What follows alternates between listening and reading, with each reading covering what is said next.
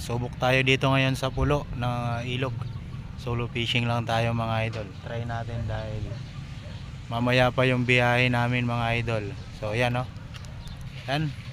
Dahil katatapos lang bumaha mga idol, malabo yung tubig.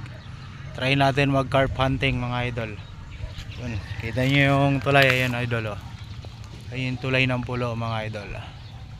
Dito tayo sa may kawayan. Yan. Yun, setup lang mga idol to. Sagis na, update na lang ulit mamaya. Alright, mga master. Dito dumating si Master Aaron. Kagropo natin siya sa Hermosa Angler. At saka, ano master, pangalan mo? Jason po. Jason, si Master Jason. Kararating lang nila. Dito tayo sa ilog ng pulo. Bit in weight.